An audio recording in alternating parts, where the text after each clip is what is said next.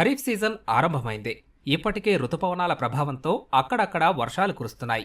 అయితే ఈ ఏడాది సాధారణ వర్షాలు కురిసే అవకాశముంటుందని వాతావరణ శాఖ ఇప్పటికే అంచనా వేసింది. అయితే ప్రస్తుతం పడుతున్న అడపాదడపా జల్లులకు తొందరపడి విత్తనాన్ని విత్తుకోకుండా నేల పదునొచ్చే వరకు ఆగాలని జాతీయ వ్యవసాయ పరిశోధన, శిక్షణ యాజమాన్య సంస్థ NARM director doctor CH Srinivasarao తెలిపారు. అలానే వాననీటిని పరిరక్షించుకోవాలని, నీటి కుంటల ఏర్పాటు రైతుకు అక్కరకొస్తుందంటూ సూచిస్తున్నారు. రైతులు వరికే మొగ్గకుండా అపరాలు, చిరుధాన్యాలు వంటి పంటలు పండించాలంటూ చెబుతున్నారు. తెలుగు రాష్ట్రాల్లో కాకుండానే దేశం మొత్తం మీద ఈ సంవత్సరము మన ఐఎండీ ప్రిడిక్షన్ ఏంటంటే నార్మల్ రైన్ఫాల్ వస్తుందని. ఇప్పుడు ఎక్కువగా ఎండలు కూడా బాగా ఎక్కువ ఉన్నాయి ఈ సంవత్సరం. ఆల్రెడీ చాలా చోట్ల మన ఆంధ్రప్రదేశ్, తెలంగాణ కాకుండా కర్ణాటక చాలా వాటర్ క్రైసిస్ చాలా ఎక్కువగా ఉన్నాయి. మేము ఈ సంవత్సరం నార్మల్ రైన్ఫాల్ ప్రిడిక్ట్ చేస్తూ ఉన్నాము. ప్రతి 3 సంవత్సరాల్లో ఒక సంవత్సరం ఇలాంటి బెట్ట వస్తూనే ఉంది. ముఖ్యంగా వాతావరణ మార్పుల్లో ఎఫెక్ట్ రావాలంటే వ్యవసాయం చాలా ఎక్కువ ఎఫెక్ట్ అవుతుంది. ఎందుకంటే స్టిల్ మన భారతదేశంలో 50% మనకి వర్ష ఆధారిత వ్యవసాయం ఉంది కాబట్టి అందువల్ల ప్రిపేర్డ్నెస్ కూడా చాలా అవసరం. ఫర్ ఎగ్జాంపుల్ మనకి ఆంధ్రప్రదేశ్లో తీసుకుంటే మనకి మీకు కూడా స్కీమ్స్ కొన్ని మంది చూస్తుంటారు, తెలంగాణలో కూడా జరిగాయి. దేశం మొత్తం కూడా form Pond's, million form Pond's అనే స్కీమ్ ఒకటి అదివరకు ఉంది.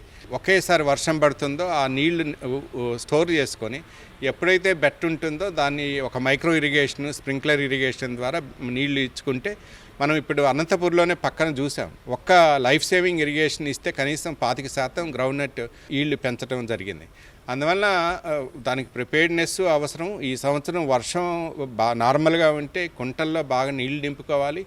దాన్ని నింపుకుంటే ముందు మేతకు కానీ, లేకపోతే మామూలు పంటలకు కానీ, లేకపోతే సమృద్ధిగా ఉపయోగించుకుంటే రబీ క్రాప్స్ని కూడా ఎలా ముందుకు వెళ్ళొచ్చు, ప్లస్ హార్టికల్చర్ వాటిల్లో కూడా ముందుకు ఎలా తీసుకెళ్లాలనేది వాటర్ మేనేజ్మెంట్ చాలా చాలా ఇష్యూ. అంటే ముందస్తు మనం చెప్పేది ఏంటంటే మొదటి వర్షంతో విత్తుకోవటం అనేది చాలా ప్రమాదకరమైనది. ఎందుకంటే సీడ్ కాస్ట్ చాలా ఉంది. కనీసం ఒక 30 mm రైన్ఫాల్ అంటే మిల్లీమీటర్ల వర్షం ఒక 2-3 రోజుల్లో వర్షగా పడితే నేల నీటితోటి ఇంకుతుంది. కనీసం 30 సెంటీమీటర్లు 20 సెంటీమీటర్లు నానిన తర్వాత విత్తుకోమని చెప్తున్నాం. వరి పంట తీసుకునే దానికి ఏంటంటే ముందు ఎక్కడైతే నీళ్ళ సదుపాయం ఉందో అక్కడ నర్సరీ గ్రో చేసుకొని వర్షం తగినంత నీళ్లు, ఇప్పుడు మనకి కాలువల్లో నీళ్లు రావాలంటే మనకి కృష్ణా, గోదావరి, ఈవెన్ డెల్టా ఏరియాస్లో కూడా మొత్తం ఆంధ్రప్రదేశ్ చూస్తే, తెలంగాణలో కానీ చూస్తే మనకి మహారాష్ట్రలో వర్షం పడితే మనకి ఇక్కడ గోదావరి, కృష్ణా జిల్లాలో నీళ్లు బాగా వస్తాయి.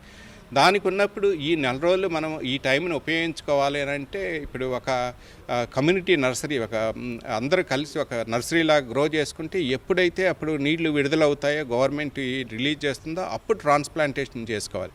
తొందరపడి మరీ చేస్తే ఒకసారి నీళ్లు వర్షం మధ్యలో లేట్ అయ్యి మధ్యలో బ్రేక్ అయితే వరి పంట కూడా ఉంటుంది.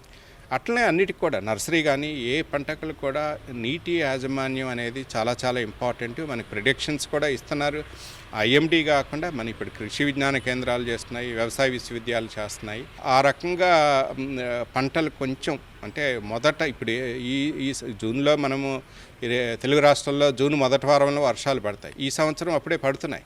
కానీ దీనికి చాలా ప్రమాదకరమైంది. ఇప్పుడే మనం మొదలెట్టి డైరెక్ట్గా పొలంలో విత్తుకోవద్దని విజ్ఞప్తి. మనం చెప్పేది ఏంటంటే అపరాలు కానీ, మిల్లెట్స్ కానీ, లేకపోతే వేరు రకాలైన టాలరెంట్ క్రాప్స్ కానీ వాటికి వెళ్ళాలని, ఒక రైస్ ఎక్స్పాన్షన్కి కొంత బ్యాలెన్స్గా చేస్తూ మరీ రిస్క్ లాగా తీసుకొని రైస్ ఎక్స్పాన్షన్ వద్దని చెప్తున్నాం.